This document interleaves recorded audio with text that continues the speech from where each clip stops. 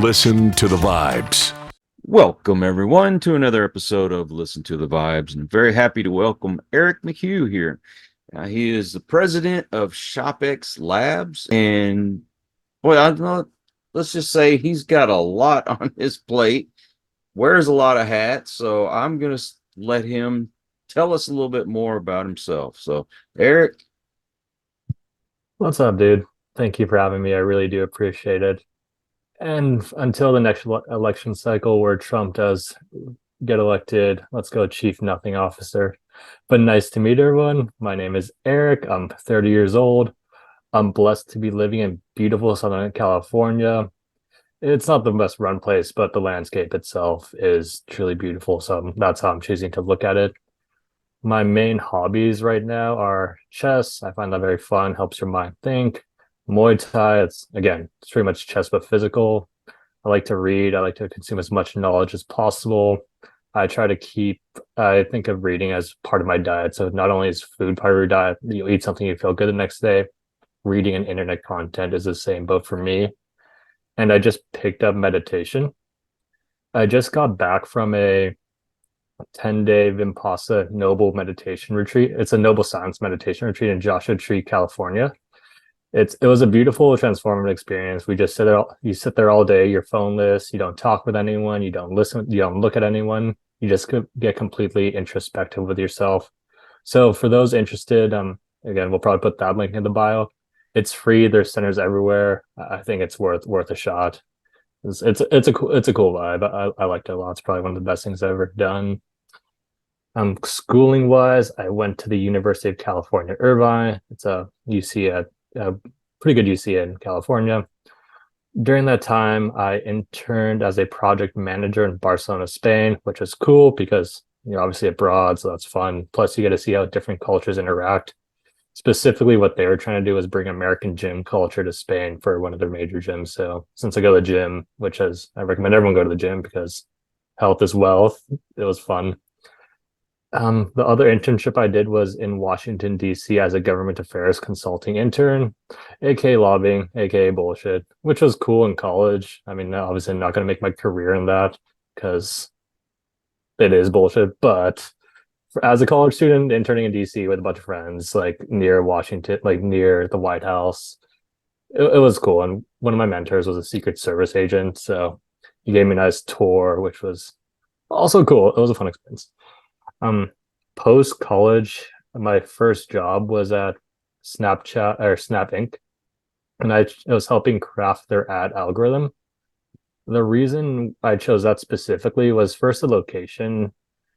The location of Snap Inc. is on Venice Beach, and they don't just have one large campus.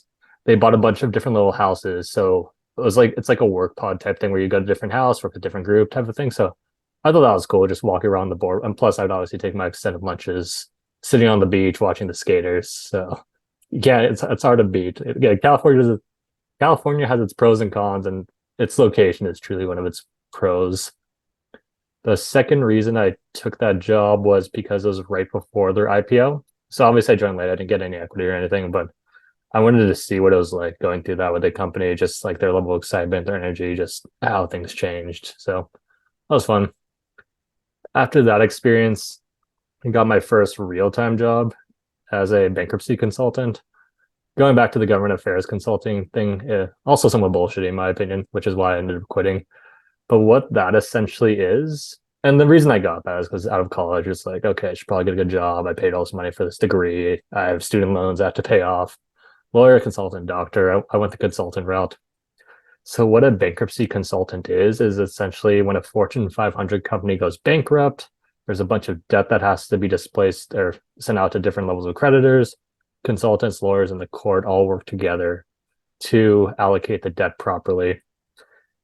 So one of the big issues I saw with that, and this is kind of when I was really getting into my cryptocurrency journey, so they tie very well together, is there are different levels of creditors, meaning tier 1, tier 2, tier 3, tier 4. Tier 1 gets paid out first, tier 2, then tier 3, and tier 4. And I'm sure you understand where me, you, or just any normal person would land on that payout system. And to quote Ricky Bobby, if you're not first, you're last. So oftentimes, like me, like I'm just a random, like just a normal person, I would get paid like cents on the dollar. So with cryptocurrency, that's when I was really doing the deep dive into Bitcoin specifically that promotes anti-rent seeking behavior. And so me as a consultant, I'm getting paid to bill out hours to the client, which is essentially taking money from the pool, which is taking money from the normal people. That doesn't exactly allow. I mean, don't get me wrong, the firm was cool, people that were smart. It's just more of like a company incentive structure that I didn't align with versus like the actual people. So I waited till my bonus. I quit that, and then at that point, I knew I was going to work into cryptocurrency or Web3 before it was called Web3. The main reason for that is my overall goal is to live a nice, peaceful life.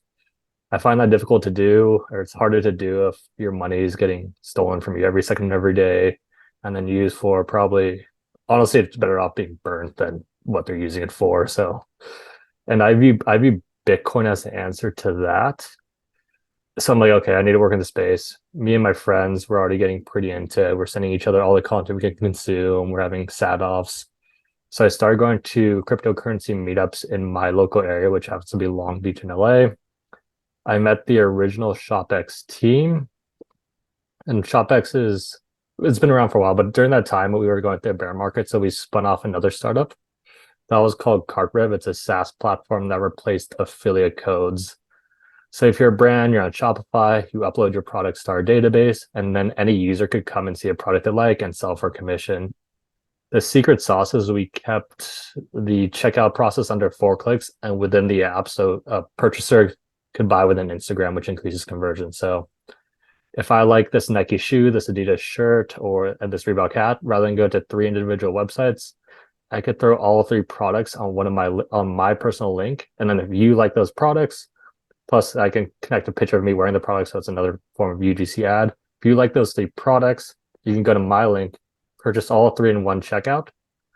And the cool thing about that was we linked directly to their Shopify store. So when the brand applies a discount for incentive for you to purchase, it's actually discounted from their main store. So it's cheaper than what the brand was offering. So you get the product discounted, you're happy. I get the commission, so I'm happy. And the brand gets a sale, so they're obviously happy too. So everyone's happy. We took that knowledge and that really and so at its peak, we had over 100 Shopify brands using it. And all that knowledge was very helpful, and it still is helpful when interacting and building ShopX. So with ShopX, I want you to think of the Google or Apple of Web3. Long term, we're going to be a suite of products where a brand can download a Shopify or Ecommerce app and then enter Web3 and gain Web3 benefits. The first product we have live is ReserveX, and that's a NFT-powered loyalty program. So for brands on Shopify or WooCommerce, they can download the app, and then from within the e-commerce application, they can launch their own smart contract, launch their own NFT collection, and then add e-commerce benefits to that NFT collection. So for example, if Nike were to launch a gold tier NFT collection, Nike customers purchase it, and since they own that NFT, Nike can add e-commerce benefits in the form like token gated products, discounts to that NFT. So I think it's a better version of the loyalty program. We have some major brands coming on board. We're working with Fox. I think Fox is our biggest brand. So if you're a fan of Rick and Morty, they have a new show called Kapopolis. I think that's our biggest client. Since you're in Texas, I'm a brand I think we're launching soon. I think you'll like is actually called Freedom 2.0. So if you want to check it out, you'll find it funny. It's like it's conservative based water. So they're like, it's yeah, I think you're listening. And we haven't started with them, but I think people will enjoy it. It's like this water ain't woke, water will make you sleepy. So it's just all making fun of liberals. So which is funny. So that's a brand we're working with in the future. So that's ReserveX, our NFT powered loyalty program. So as a brand launching an NFT collection, you have control over 95% of the funds in the smart contract. So if Nike does that gold tier pass, one pass is purchased for $100, $95 automatically goes to where Nike sent or where Nike wants to go. So if they're working with an agency and influencer, they can program in their wallet addresses to the smart contract, meaning that's incentive for the agency to actually push the NFT and the influence as well. So that's important. ShopX earns our revenue on the 5%. So Nike mints one NFT for $100. The customer purchases it, they're happy. Nike gets 95. ShopX earns 5% or $5. And on that leads us to our second product, which is SquadX. So that's the first ever blockchain-based ambassador program. So just like Twitter pays its creators in ad revenue, we pay our creators, or we pay our community for helping our ecosystem grow in ShopX revenue. So in that example, Nike, $2.5 is then split amongst the SquadX, ShopX community for helping our ecosystem grow. The logic behind this is it's honestly better to give or receive. So as ShopX gets more and more mints, brands are making more and more money. ShopX is making more and more money, but our community is also earning real rewards in Ethereum, so they're happy. Then as they earn more and more money, they start posting more. They're just like, yeah, this is kind of cool, which generates more positive energy around ShopX. That's attracting more and more brands. So hopefully it creates an upward spiral for everyone. So it's pretty much how ReserveX and SquadX work together. And my second project, and in terms of work, I just kind of follow my intellectual curiosity. It's called Dating. It's AI powered matchmaking. So that goes live later this month, where you would join, sign up on our website and link all your social media, your Pinterest and all that good stuff. And then it'll auto create a profile for you on your behalf, and then match people based on simple interests. So instead of like Tinder, you're swiping right, swiping right, swiping right based on, it's honestly just looks. And the issue is like 95% of the top 95 get everyone, and then the whole dating market skewed. It'll match you with people actually similar to you. So if you went to like a 4U university, you're into fitness, you're into cycling, you're into anything niche, it'll present those matches that it thinks it's better for you. And then you can ask about the matches. So let's say I matched with like Kimberly, Ashley, and Jane. It's like, okay, I like Jane. She seems cool. She went to a 4 university. She's from California. She likes guns. She likes anime. Tell me more about Jane, and then it'll give me more details about Jane. Then I can get really granular. Like, okay, is her Instagram account private? What's her social life like? Oh, does she listen to System of a Down? And then she's like, oh, 25% of her Spotify playlist is System of a Down. So that's generally how that'll work. I think it's a cool concept, and it's a great way to get AI out into the masses just because people will download a dating app. Yeah, those are pretty much what I'm up to. Do you have any questions? I know it's like an extremely long-winded explanation. Well, I'm curious about the NFTs. Is that where you buy like a little picture or something like that? What is NFTs? So NFT stands for non-fungible token. And Mm-hmm. for your listeners, just think of a digital scarcity. So just like there's the Mona Lisa, there's one copy, and there's Mm-hmm. a bunch of like fake and counterfeits. NFTs are the clone of that in the digital realm. I mean, there's only one NFT and people can copy it like in terms of image, but there's only one provable one. Mm-hmm.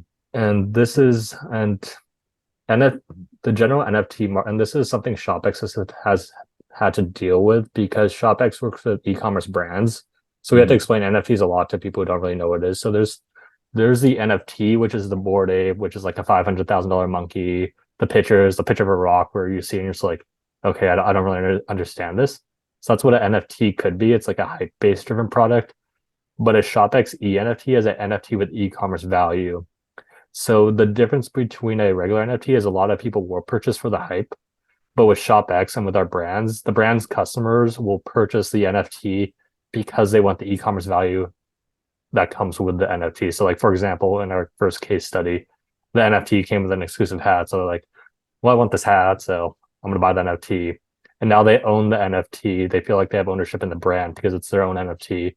They can sell on the secondary market if they so choose. So let's say a smaller brand launches an NFT collection, their OGs purchases it, which is what usually happens. Like it's a loyal customer thing. And then the brand shoots up over 20, 30 years. The value of the NFT should theoretically shift in value with the brand. So the customer actually gains some benefit with that too. And should the customer want to sell that NFT, it's totally within their power to do so because they own that NFT. No one can stop them. No bank can be like, hey, no, it's on the blockchain. You can't stop that. And if they choose to sell it, the brand has the option because I view brands as creators too. Like if you're putting your artist on a product, you should get rewarded too. So the brand has the option to program royalties. So if anyone wants to sell their NFT, they totally can. But then the brand can be like, okay, if you want to sell in the secondary market, we get 5% type of thing. So if I purchase an NFT, uh, I guess people can use it for, I don't know, making a advertisement or even a thumbnail or something, or is that what what the value of it is, or is it like I don't know, maybe collecting artwork? All the above. The cool thing about NFT technology is crypto and Web3, and I should put those in just to make the difference between Web 1, Web 2, and Web 3 is I view Web 1 as read only, meaning if we're on Web 1, both of us can go on the internet and kind of read content. Web 2, think of Instagram, think of Facebook, think of YouTube, where we can read and we can write content. So this is what we're doing right now. Like your listeners are technically reading the content, but you're the one writing the content. So you can create your own content and read other people's content. But of course, that comes with issues, meaning the neither of us own the content. So if you post on YouTube, YouTube owns the content, and then if they so choose, they can just cancel you at any moment in time. Which I view that as being a problem in the future, because we could have this conversation now and everything's okay, but who knows what's going to be okay in 10 years. Like, for example, if I call you, I think you're a man. If I say you're a man, that could honestly, the way things are going, that could get us both axed. So that's the issue with not owning the content. Web3 is read, write, and own. So we can read our content, we can write the content, and we can own the content. So if you were to launch an NFT collection, and I'll link this to Fox because this podcast is more similar than an e-commerce brand, where the NFT crop chicken holders, you as a creator, it's creating a direct stream of value between you as a creator and whoever purchases NFT. So there's a connection between you and there. So whatever benefits you want to program into that NFT, that's totally up to you. So for example, Fox, the new show is Kerpopolis by the creator of Rick and Morty. I'm a Rick and Morty fan, so I find it funny. Their NFTs are called crap chickens. It's a crappy looking chicken. I own one. And because I own one, I get exclusive access to content. I'm gonna have exclusive access to merch. I get to vote on things on the show. Maybe my crap chicken will show up on the TV show. So it's a way to create a stream of value between you and the creator. So, and there's plenty of ways to do this. Like if you want to relate it to like an artist or a musician or anything, let's say hypothetically, you're an up and coming artist, you're an up and coming musician, you launch an NFT collection for your first concert. It's like, thank you for attending my first concert. At that point, it's probably only friends and family who support you, but you know who supported you. 20, 30 years down the line, you're big, you're front stage is Coachella, like, okay, well, these are my OGs. They're here for me. They're here from the beginning, which I think is actually important. Then you can airdrop them like front stage Coachella tickets because of that relationship you have with them. Because it's like, okay, those are the guys. It sounds to me like we're just going to live on the computer from now on. Oh, so I have an interesting theory about that. I think Web 1, Web 2, Web 3, Web 4 is we're going to Ready Player One type style thing. Because NFTs do work well with the metaverse, meaning if you attach a physical digital project, which is what SHOPX will do. It's like I purchased the Nike sunglasses in real life. I get the ENFT equivalent. So that's where the scarcity comes in. It's important because now there's one product to one ENFT.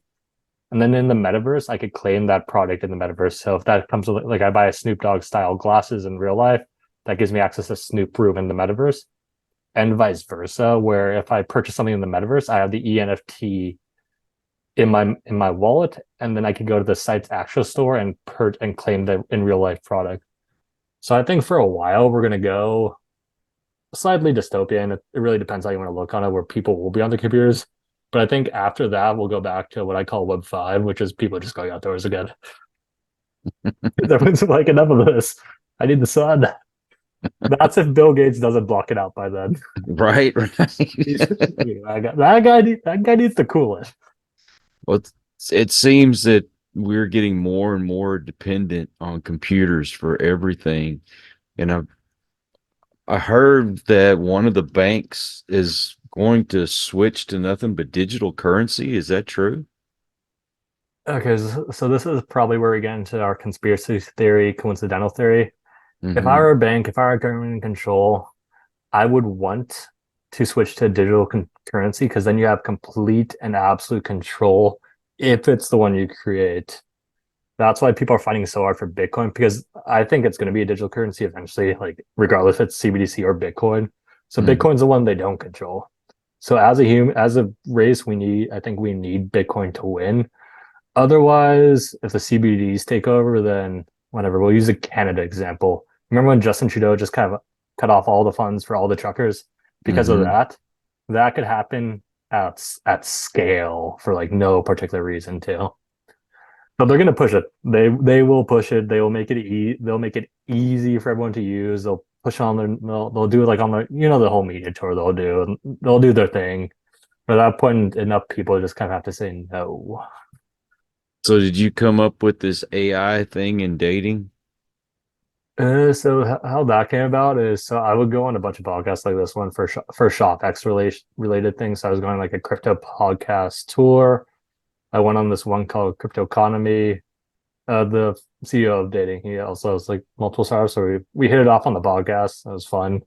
Then we kept in touch, like on Instagram and social media. And all of a sudden, this random dating company kind of followed me. I'm like, what the fuck is this? So we hopped on a call. I'm like, oh, this is pretty funny.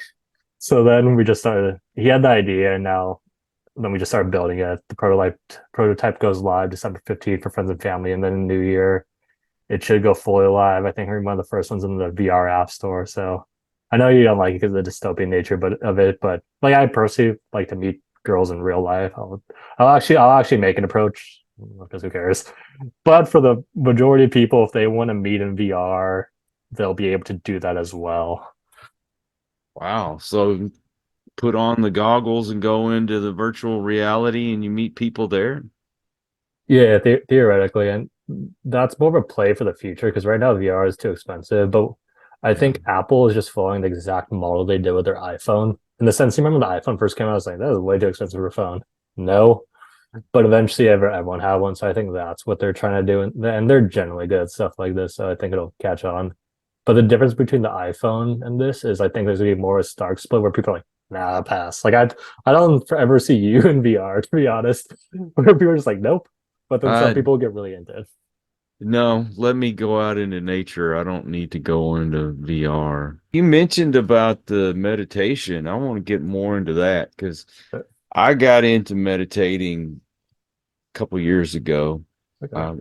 I took every medication under the sun for different mental disorders, depression, anxiety. I can go on and on. And eventually I was able to wean myself off of it. And may I mention, don't just go and do that yourself. Go talk to your doctor. I am not a doctor. This worked for me. I got off of the medication slowly and I got more into meditating. And now, stressful situations, I can meditate and I can even myself out and not freak out anymore. Do you run this or is this something somebody else does? It's a pretty cool structure. So the exact meditate, and I do want to touch on the doctor thing where I've also seen countless people be able to wean off medications and whatnot because of meditation. Like I've seen it change people's lives. So it's again, don't take my word or Kyle's word. Just try it for yourself, see how it goes. That's my recommendation. If it works, great. If it doesn't, you do you. But I also see doctors as incentivized to prescribe pharmaceutical medications because that's how they make their money. So it's a whole other thing. So, but in terms of meditation, the exact technique is called Vipassana meditation. So this was the technique that Buddha used to reach enlightenment. So the structure of the course is, and I'm talking about this. So the structure of the course is they have centers all over the world. So the main Mhm. one's obviously in India, which is apparently pretty lit. I went to the Joshua Tree one, but there's probably some in Texas. I know they're everywhere. So there's centers everywhere. You sign up for a full 10-day course. You complete the course. Everything is completely free. So all you have to do is show up. You have a nice, like the room itself is nice too. It's like a college dorm. Like you have a bed, you have a bathroom, you have like a heater, you have a clock. You have no writing, obviously no phone, no one to talk to. So you're there for a full 10 days of meditation. So the reason it works is so the structure is it's like you meditate all day and then you have a discourse at night. Oh, food is good too, by the way. It's vegetarian, which I obviously eat a bunch of meat, but it's not bad, dude. Like I had the same reaction, but like you're there. It, I'm not gonna hate on it. It was actually pretty good. The cooks did a good job. The the The meditation is completely free. The way they fund themselves is they don't take money from the central authority. Each individual meditation center runs independently, meaning they fund themselves from donations on previous students. So I donate because it added great value to my life. So I'm obviously going to support whenever I can. But so if you wanted to donate, you wouldn't be able to. You have to complete a course first. That's the only stipulation. The technique is what the Buddha used to reach enlightenment. So the way it starts is for the first full 3 days, you just focus on natural breathing in your nose area and the area around your nostrils. And you do that for 3 days with that much attention, with that much focus. You start feeling weird sensations because again, you're in like quiet room, no one's talking, no one's doing anything. You're just meditating, doing this for like 3 straight days.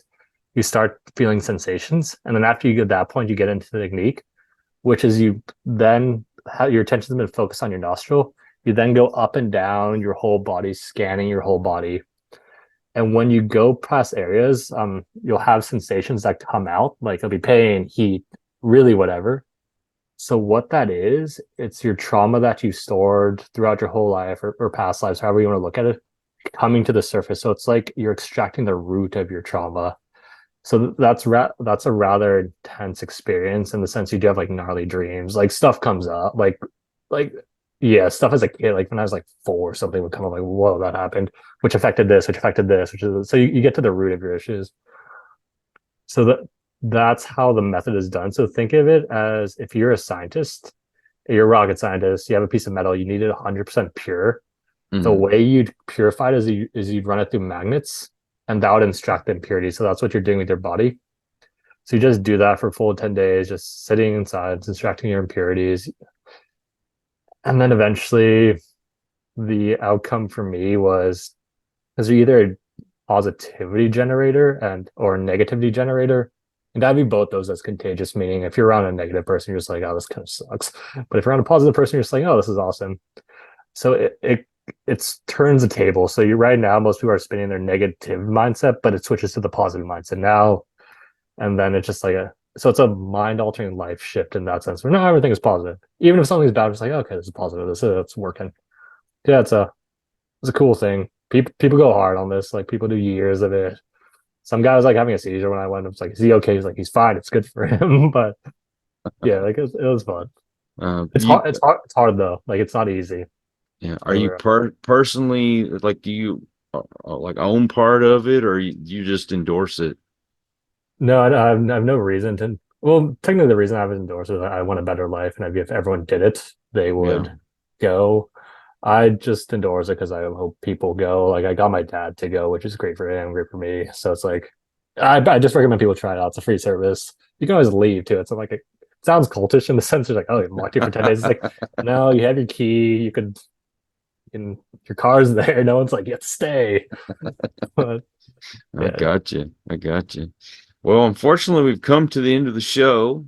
How can people get a hold of you? What is your website and your social media, all that good stuff? Cool. So we'll throw this in the show links, but website is shopx.co, dating, dating.io. Personal Instagram is Eric D. McHugh. Twitter is Eric McHugh0. And if you have any questions about AI or Web3 or meditation or just anything in general, I do love chatting with people. That's what I'm on podcast. It is fun to shit talk. So yeah, just shoot a DM or anything, and we'll get back to you at some point. Man, thank you so much for coming on the show. You've taught me a little bit that I didn't know. Well, thank you for having me. I hope everyone listening just has a fantastic life. And also want to thank all you folks out there. If you are new to the channel, I hope you come back, hit that subscribe button for my regulars. You guys are awesome because you make it possible for me to do this. And until the next one, everyone, please take care. Be kind to one another. God bless and peace. We hope you enjoyed this episode of Listen to the Vibes. You can catch us on Buzzsprout or wherever you listen to your favorite podcasts, and on YouTube. Follow us on Facebook at The Vibes Broadcast Network